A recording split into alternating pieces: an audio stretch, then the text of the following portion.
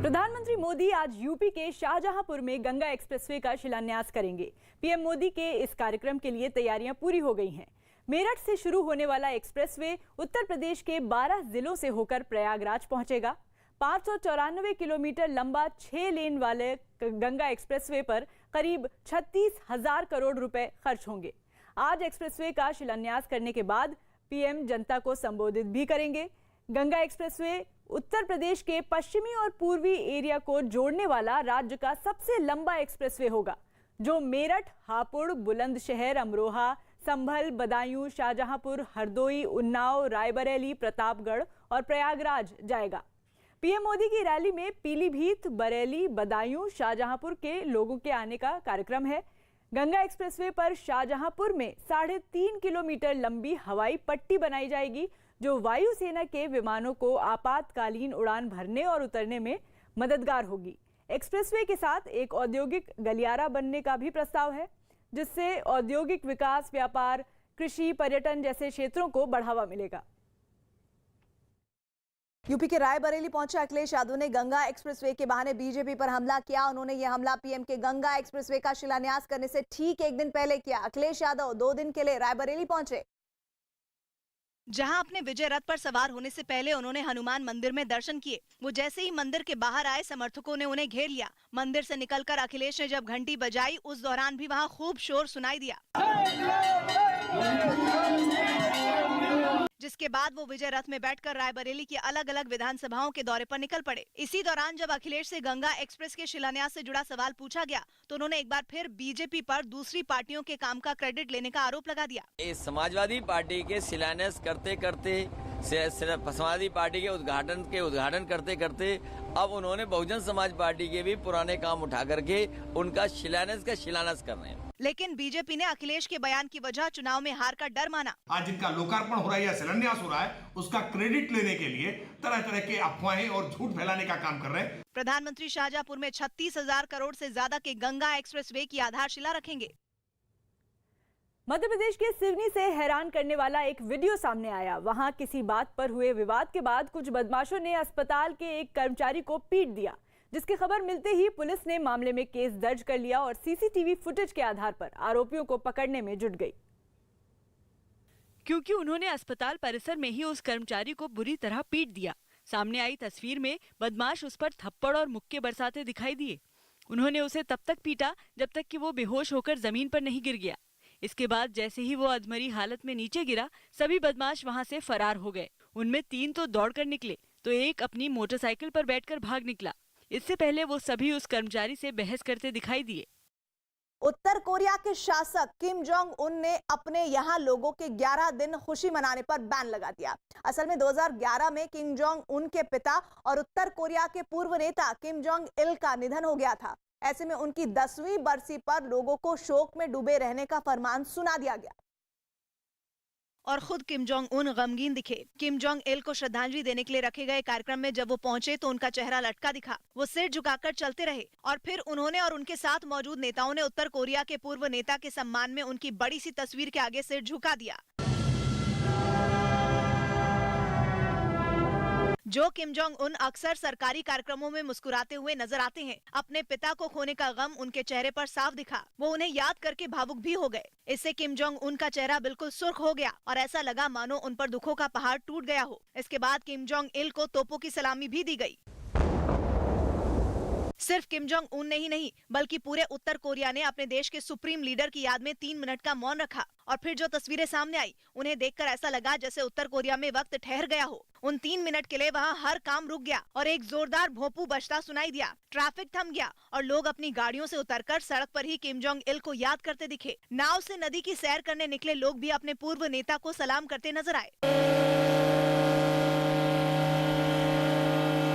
ट्रेनें तक रोक दी गईं। भारी तादाद में लोग किम जोंग इल की 10वीं बरसी पर उनकी मूर्ति पर गुलदस्ते लेकर भी पहुंचे। और इसी के साथ उत्तर कोरिया में 11 दिनों तक लोगों के खुशी मनाने पर बैन लग गया। ये पाबंदी उत्तर कोरिया के शासक किम जोंग उन ने लगाई, क्योंकि उत्तर कोरिया अपने पूर्व नेता और किम जोंग उन के पिता किम जोंग इल की 10वीं पुण्यतिथि मना रहा है और वहां सरकार ने सभी लोगों को 11 दिनों तक शोक मनाने का फरमान जारी किया गया है। इन 11 दिनों तक ना तो किसी के हंसने की उसे इजाजत होगी, ना ही शराब पीने और ना ही खरीदारी करने की। किम जोंग इल की मौत 17 दिसंबर 2011 को हुई थी और उनकी 10वीं पुण्यतिथि पर शोक मनाने का सख्त आदेश जारी किया गया। खबर है कि अगर उत्तर कोरिया का कोई भी नागरिक इन नियमों का पालन नहीं करता है तो उसे गिरफ्तार कर लिया जाएगा और हो सकता है कि वो शख्स फिर कभी नजर न आए। हिमाचल प्रदेश के कई जिलों में बर्फबारी होने से पूरा राज्य शीतलहर की चपेट में आ गया। राजधानी शिमला समेत 6 शहरों में तो न्यूनतम तापमान 0 के भी नीचे चला गया, जिससे लोगों को कड़ाके की ठंड का सामना करना पड़ा। मनाली से सामने आई तस्वीरों में दिखा कि वहां आसमान से लगातार बर्फबारी होती रही। वहां के एक इलाके में उस वक्त कई लोग सड़कों पर दिखाई दिए। कुछ ने तो इस मौसम का मजा लिया, लेकिन ज्यादातर लोग बर्फबारी से बचने के लिए अपने घरों की तरफ बढ़ने लगे। वहां पहुंचे सैलानी भी अपने अपने होटल का रुख करने लगे, क्योंकि मौसम का मिजाज तेजी से बदल रहा था। ऐसे में प्रशासन लोगों से सुरक्षित जगहों पर पहुंचने की अपील करने में जुट गया। चाहते हैं कि आप सुरक्षित मनाली पहुंचे, इसलिए जल्दी से जल्दी अपनी गाड़ियां मनाली की तरफ ले चलें। यही हाल राज्य के कुछ दूसरे जिलों का भी रहा। अचानक मौसम बदलने से लोगों की परेशानी बढ़ गई। दुनिया भर में कोरोना वायरस के ओमिक्रॉन वेरिएंट के बढ़ते खतरे के बीच विश्व स्वास्थ्य संगठन ने एक और वैक्सीन को मंजूरी दे दी। WHO ने जानकारी दी कि कोवैक्सीन नाम की वैक्सीन के इमरजेंसी यूज को मंजूरी दी गई है। ये vaccine serum institute of India ने नोवावैक्स कंपनी के साथ मिलकर तैयार की है, जो कोरोना वायरस से बचाव के लिए मंजूरी पाने वाली दुनिया की 9वीं वैक्सीन बन गई है। WHO ने यह भी बताया कि कोवोवैक्स नाम की ये वैक्सीन ज्यादा असरदार और सुरक्षित है। साथ में यह भी कहा गया कि गरीब देशों में टीकाकरण की रफ्तार बढ़ाने में यह वैक्सीन अहम साबित होगी।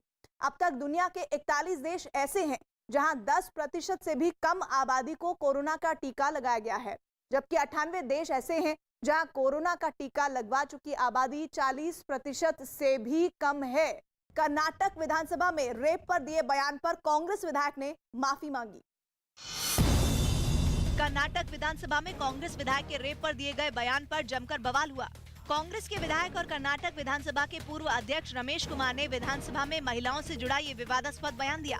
There is a saying, when rape is punishable, lie down and enjoy it. जिसके बाद बीजेपी भड़क गई और कांग्रेस आला कमान से रमेश कुमार पर कार्रवाई करने की मांग की। कांग्रेस का वो नेतृत्व जो बार बार उत्तर प्रदेश में दुहाई देता है कि मैं लड़की हूँ, लड़ सकती हूँ, अगर इतनी हिम्मत है तो पहले इस नेता को अपनी पार्टी से निष्कासित करो। विवाद बढ़ा तो रमेश कुमार ने अपने बयान पर ट्वीट कर माफी मांगी।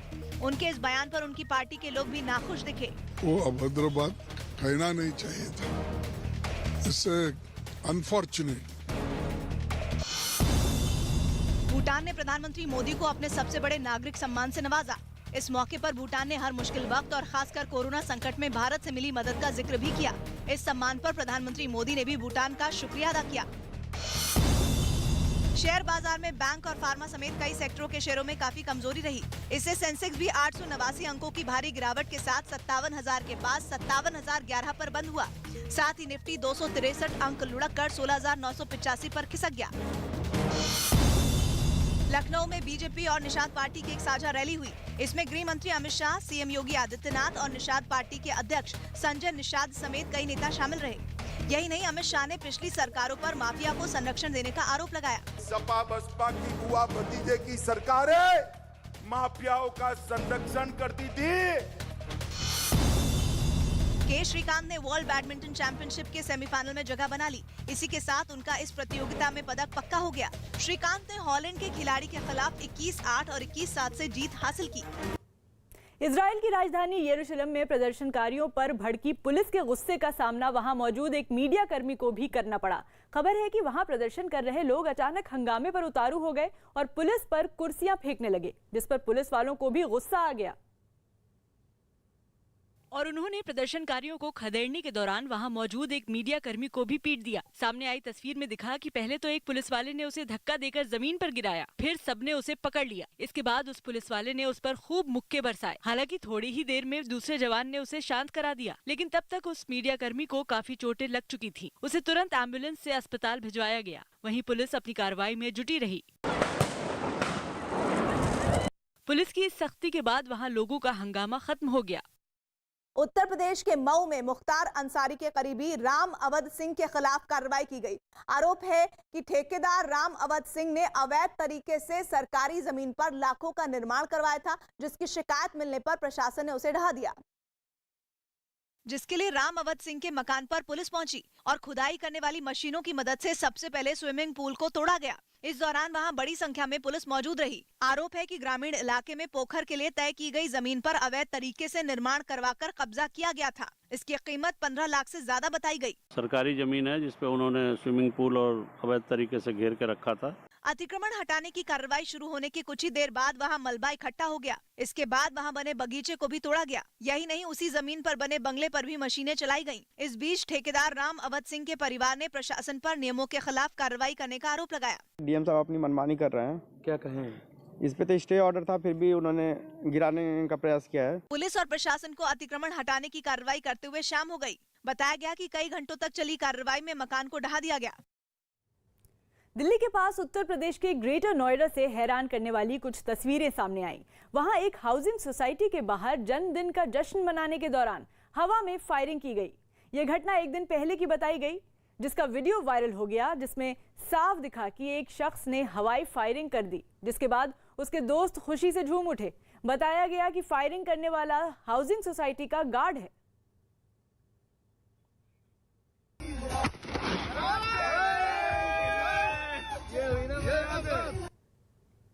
जिस वक्त उसने ऐसा किया, वहां एक कार के बोनेट पर केक रखे नजर आए और जिस लड़के का जन्मदिन था उसके चेहरे पर केक लगा दिखा। इस वीडियो के सामने आने के बाद पुलिस हरकत में आ गई और आरोपियों के खिलाफ केस दर्ज कर 2 लोगों को गिरफ्तार कर लिया। साथ ही हथियार भी बरामद कर लिए गए। दोनों को अभी गिरफ्तारी करके जेल भेजा जा रहा है। इन लोगों के कब्जे से 2 लाइसेंस फ्री वेपन भी बरामद किए। पश्चिम बंगाल के हुगली से हैरान करने वाली तस्वीरें सामने आई। वहां एक रेलवे स्टेशन पर ट्रेन का इंतजार कर रहे यात्रियों ने जमकर हंगामा किया। बताया गया कि लोकल ट्रेन से रोजाना सफर करने वाले यात्री कई दिनों से ट्रेन के देरी से पहुंचने से परेशान थे, जिसके बाद उनका गुस्सा रेलवे पर उतरा। सुबह के वक्त जैसे ही लोकल ट्रेन तालांडू नाम के स्टेशन पर पहुंची, वहां जुटी यात्रियों की भीड़ प्लेटफॉर्म से नीचे पटरियों पर उतर आई और हंगामा करने लगी। इस दौरान लोगों की भीड़ पटरी के अलावा प्लेटफॉर्म और सीढ़ियों पर भी दिखाई दी, जिसमें कई महिलाएं भी शामिल रहीं। स्टेशन पर यात्रियों के हंगामे की खबर मिलते ही रेलवे पुलिस के 2 अधिकारी मौके पर पहुंचे और लोगों को ट्रेन के आगे से हटने के लिए समझाने लगे। पुलिस वालों के लाख समझाने के बावजूद लोगों का गुस्सा ठंडा नहीं हुआ। काफी देर तक चले हंगामे के बाद आखिरकार लोगों की भीड़ को पटरियों से हटाया जा सका। बताया गया कि इस वजह से हावड़ा नई दिल्ली रूट पर रेल यातायात कई घंटों तक बंद रहा। छत्तीसगढ़ में नक्सलियों के असर वाले दंतेवाड़ा से चौंकाने वाली तस्वीरें सामने आईं। वहां लोहा बनाने के लिए इस्तेमाल किया जाने वाला खनिज भरकर ले जा रही मालगाड़ी पटरी से उतर गई। जंगल के बीच हुए इस हादसे में मालगाड़ी के 17 डिब्बे पलट गए, जिसमें भरा खनिज जमीन पर फैल गया। हादसा इतना जबरदस्त था कि मालगाड़ी के कुछ डिब्बे दबे हुए नजर आए। जिस जगह हादसा हुआ वो इलाका नक्सलियों के असर वाला है, लिहाजा फौरन वहां सुरक्षा बल और आरपीएफ के जवान पहुंचे। बताया गया कि हादसा विशाखापट्टनम जाने वाले रास्ते पर हुआ, जिसकी वजह से दूसरी ट्रेनों के लिए भी वो रूट बंद हो गया। क्रिसमस से पहले लंदन के एक मशहूर चिड़ियाघर से अनोखी तस्वीरें सामने आई। चिड़ियाघर पर त्योहार का रंग ऐसा चढ़ा कि वहां रहने वाले बंदरों के लिए भी क्रिसमस की दावत रखी गई। और फिर जो तस्वीरें सामने आई उनमें स्क्विरल मंकी प्रजाति के गिलहरी जितने साइज के छोटे छोटे बंदर मौज उड़ाते नजर आए। असल में जश्न मनाने के लिए चिड़ियाघर प्रशासन ने क्रिसमस की पहचान लाल स्टॉकिंग्स को जरिया बनाया। उन्होंने छोटी छोटी स्टॉकिंग्स को खाने पीने की चीजों से भर दिया और फिर उन्हें बंदरों के पेड़ से बांध दिया। बंदर भी इतने तेज कि स्टॉकिंग्स देखते ही समझ गए कि आज तो उनकी दावत है। फिर तो वो स्टॉकिंग्स से ऐसे चिपके जैसे गुड़ से मक्खी। वो स्टॉकिंग्स को टटोलने लगे, उनके अंदर झांकने लगे और जैसे ही उन्हें स्टॉकिंग्स में खाने पीने की अपनी पसंदीदा चीजें दिखी, बंदर तुरंत उन्हें चट कर गए। पाकिस्तान की सरकार करतारपुर साहिब गुरुद्वारे में सिख समुदाय की भावनाओं के साथ खिलवाड़ कर रही है। खबर है कि वहां जो सिख श्रद्धालु दर्शन को जाते हैं उन्हें दिया जाने वाला प्रसाद सिगरेट के इस्तेमाल किए जा चुके पैकेटों से बने कागज में दिया जा रहा है। मतलब ये कि सिगरेट का पैकेट खाली होने के बाद उसे अगर पूरी तरह खोल दिया जाए तो एक तरफ सिगरेट की कंपनी का प्रिंट नजर आता है और दूसरी तरफ से वो सफ़ेद होता है। तो पाकिस्तान ने सिगरेट के पैकेटों के सफ़ेद वाली साइड में करतारपुर साहिब गुरुद्वारे की फ़ोटो प्रिंट की और उसके पैकेट बनाकर श्रद्धालुओं को उनमें प्रसाद दिया। जब उन पैकेटों को खोला गया तो पता चला कि ये तो सिगरेट के इस्तेमाल कर चुके पैकेटों से बनाए गए हैं।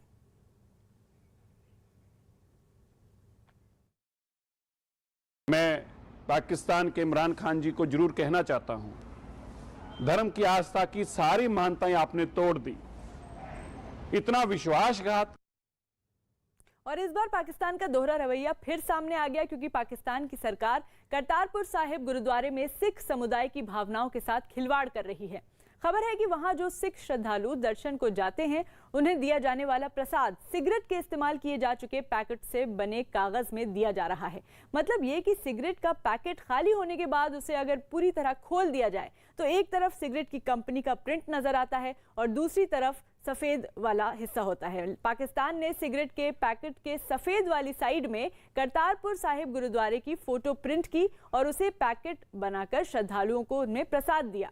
जब उन पैकेट को खोला गया तो पता चला कि ये तो सिगरेट के इस्तेमाल कर चुके पैकेट से बनाए गए हैं। पाकिस्तान इससे पहले भी वहां के अल्पसंख्यकों की धार्मिक भावनाओं से खिलवाड़ करता रहा है। करतारपुर साहिब गुरुद्वारे में भारत से भी कई श्रद्धालु दर्शन को जाते हैं। ऐसे में पाकिस्तान ने उन श्रद्धालुओं की भावनाओं से भी खिलवाड़ किया है। महाराष्ट्र के बाद मध्य प्रदेश सरकार को भी पंचायत चुनाव में ओबीसी आरक्षण पर सुप्रीम कोर्ट से झटका लगा। यानी राज्य में होने वाले पंचायत चुनाव में इस समुदाय को आरक्षण नहीं मिलेगा और सुप्रीम कोर्ट के आदेश के मुताबिक ओबीसी समुदाय के लिए आरक्षित सीटें जनरल कैटेगरी में मानी जाएंगी। अदालत ने कहा कि बिना पिछड़ेपन का आंकड़ा दिए किसी भी समुदाय को आरक्षण नहीं मिल सकता, जबकि मध्य प्रदेश सरकार ने बिना डेटा के ही इस समुदाय के लिए 27% सीटें आरक्षित कर दी थी। इसलिए कोर्ट ने सरकार के उस फैसले को रद्द कर दिया। इससे पहले महाराष्ट्र के लिए भी सुप्रीम कोर्ट ने यही आदेश दिया था। शादी की उम्र बढ़ाने के मुद्दे पर समाजवादी पार्टी के नेताओं ने विवादास्पद बयान दिए। शादी की उम्र बढ़ाने के प्रस्ताव को कैबिनेट से मंजूरी मिलने की खबरों पर बयानबाजी तेज हो गई।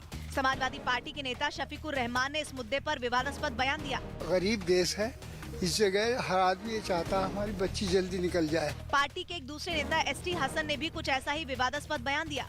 बच्चियों की एज जिस वक्त वो मैच्योर हो जाए और फर्टाइल एज में आ जाए तो शादी हो जानी चाहिए। पार्टी नेताओं का ये बयान आते ही समाजवादी पार्टी बैकफुट पर आ गई और अखिलेश ने इन बयानों से पल्ला झाड़ लिया। समाजवादी पार्टी इस तरह के किसी भी स्टेटमेंट से अपना रिश्ता नहीं रखती।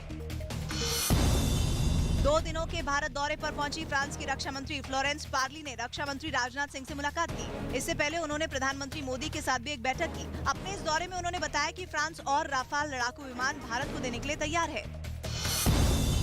लक्ष्य सेन अपने मुकाबले में जीत के साथ वर्ल्ड बैडमिंटन चैंपियनशिप के सेमीफाइनल में पहुंच गए। उनका मुकाबला के श्रीकांत के साथ होगा, यानी ये तय हो गया कि एक भारतीय फाइनल मैच खेलेगा। अब तक सिर्फ 2 ही भारतीय पुरुष खिलाड़ियों ने वर्ल्ड बैडमिंटनशिप में पदक जीता है। इसमें प्रकाश पादुकोण और बी साई प्रणीत शामिल हैं। पंजाब के सीएम चरणजीत सिंह चन्नी ने चुनावी मुद्दों पर बात करने के लिए एक नंबर जारी किया। इस नंबर पर राज्य के विकास के लिए कोई भी मुख्यमंत्री को सलाह दे सकता है। अमेरिका की कैलिफोर्निया में बर्फ ने तबाही मचा दी। वहां इतना भयंकर तूफान आया कि हर तरफ बर्फ की मोटी चादर बिछ गई। शासा काउंटी से आई तस्वीरें तो डराने वाली थी। वहां सड़कों पर कई फीट तक बर्फ जमा नजर आई, जिसके बीच गाड़ियों को चलने में काफी मशक्कत करनी पड़ी। बर्फ से फटी सड़कों पर कई भारी भरकम ट्रक रेंगते नजर आए, जिनमें से कईयों ने तो ब्रेक लगाते ही अपना संतुलन खो दिया। उत्तर प्रदेश के फतेहपुर से एक हैरान करने वाली तस्वीर सामने आई। वहां पुलिस ने ड्रोन कैमरों की मदद से अवैध शराब के कई ठिकानों पर छापेमारी की और करीब 340 लीटर अवैध शराब को नष्ट कर दिया। बताया गया कि पुलिस ने ड्रोन कैमरों के जरिए इलाके की रेकी की और शराब के ठिकानों की जानकारी मिलते ही धावा बोल दिया। अचानक हुई इस छापेमारी से शराब बनाने वाले घबरा गए और वो सारा सामान वहीं छोड़कर भाग खड़े हुए, जिसके बाद पुलिस ने वहां मौजूद ड्रम में भरी शराब को फेंकने के साथ ही उनकी भट्टी और शराब बनाने के सामान को भी नष्ट कर दिया। इस पूरी कार्रवाई का एक ड्रोन वीडियो भी बनाया गया। पुलिस ने दावा किया कि शराब के कारोबारियों पर केस दर्ज कर उनकी तलाश शुरू कर दी गई। कोरोना वायरस ने यूरोप के देशों में फिर से दहशत मचानी शुरू कर दी है। ब्रिटेन में इससे हाहाकार मचा है, जहां लगातार दूसरे दिन मामले बढ़ गए और रिकॉर्ड 88,000 नए मरीज सामने आए। एक दिन पहले इनकी संख्या करीब 79,000 थी, यानी 24 घंटे बाद वहां तेजी से मरीज बढ़े, जिससे सरकार के हाथ पांव फूल गए, क्योंकि आने वाले दिनों में मरीजों की तादाद बढ़ने की चेतावनी दी गई है। ये संख्या पिछले साल महामारी शुरू होने के बाद सबसे ज्यादा है। यही नहीं, ब्रिटेन में ओमिक्रॉन वेरिएंट ने भी चिंता बढ़ा दी है, जिसके 11,000 से ज्यादा मामले सामने आ चुके हैं। ऐसे में क्रिसमस को लेकर सरकार टेंशन में है और लोगों से एहतियात बरतने की अपील की गई। कि यूरोप के देश एक बहुत ही सीरियस परिस्थिति से गुजर रहे हैं। हमें याद रखना होगा कि ऐसी स्थिति जो वहाँ है यहाँ ना आए। अगर जो केसेस कल यूके में हुए हैं 88,000 के करीब, 80,000 ले लीजिए, अगर हम उसको पॉपुलेशन के बेस पे लें तो ये 14 लाख केस होंगे भारत की पॉपुलेशन पे।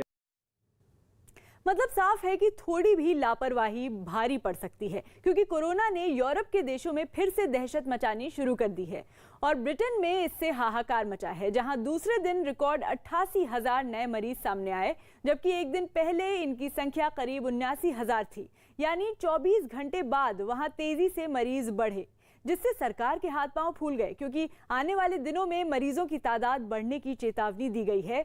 ये संख्या पिछले साल महामारी शुरू होने के बाद सबसे ज्यादा है। यही नहीं, ब्रिटेन में ओमिक्रॉन वेरिएंट ने भी चिंता बढ़ा दी है, जिसके 11,000 से ज्यादा मामले सामने आ चुके हैं। ऐसे में क्रिसमस को लेकर सरकार टेंशन में है और लोगों से एहतियात बरतने की अपील की गई है। इधर यूरोप के देशों में मचे हाहाकार से भारत भी अलर्ट है। केंद्र सरकार ने लोगों से किसी तरह की लापरवाही नहीं करने के लिए कहा है। ये भी जानकारी दी गई है कि देश के 11 राज्यों में ओमिक्रॉन के 101 मरीज मिले हैं। मध्य प्रदेश के सतना से हैरान करने वाला मामला सामने आया। वहां सतना मैहर हाईवे पर एक डीजल के टैंकर में आग लगने से अफरा तफरी मच गई। दरअसल उसमें आग एक मोटरसाइकिल के टकराने से लगी, जिसके बाद डीजल का टैंकर बीच सड़क पर धू धू कर जलने लगा। बताया गया कि टैंकर और मोटरसाइकिल में सीधी टक्कर हुई, जिसके बाद मोटरसाइकिल ने आग पकड़ ली। इस हादसे में मोटरसाइकिल सवारों की जान भी चली गई। तीनों व्यक्ति खत्म हो गए स्पॉट पर और टैंकर में भी आग लग गई। सड़क पर लगी आग को बुझाने के लिए दमकल विभाग ने मोर्चा संभाला और पानी की मोटी धार से आग पर काबू पाने की कोशिश में जुटे नजर आए। गनीमत की बात ये रही कि आग टैंकर में मौजूद डीजल तक पहुंचने से पहले ही बुझा ली गई, जिसकी वजह से बड़ा हादसा होने से बच गया। हालांकि इस घटना में टैंकर के आगे का हिस्सा जलकर पूरी तरह बर्बाद हो गया। बीजेपी अध्यक्ष जेपी नड्डा आज हरिद्वार से विजय संकल्प यात्रा को रवाना करेंगे। पहले हर की पौड़ी पर संकल्प यात्रा के रथों का पूजन किया गया, जिसके बाद विजय संकल्प यात्रा को रवाना किया जाएगा। करीब 4,500 किलोमीटर लंबी विकास संकल्प यात्रा के दौरान केंद्र और राज्य सरकार की उपलब्धियों को जनता तक पहुंचाया जाएगा। विजय संकल्प यात्रा रवाना करने के पहले जेपी नड्डा एक सभा को भी संबोधित करेंगे। विजय संकल्प यात्रा के लिए 70 रथ तैयार किए गए हैं, जो उत्तराखंड की हर विधानसभा में जाएंगे। जम्मू में आतंकी घुसपैठ बढ़ाने के लिए पाकिस्तान ने नई साजिश रची है और इसके लिए पाकिस्तान में बैठे आतंकी कमांडरों ने सरेंडर कर चुके कई लोगों से फिर आतंक वाला संपर्क किया है और उन्हें आतंक के रास्ते पर लाने के लिए भड़काने की कोशिश की, जिसकी जानकारी उन लोगों ने भारतीय सुरक्षा एजेंसियों को दे दी, जिससे वो अलर्ट हो गए।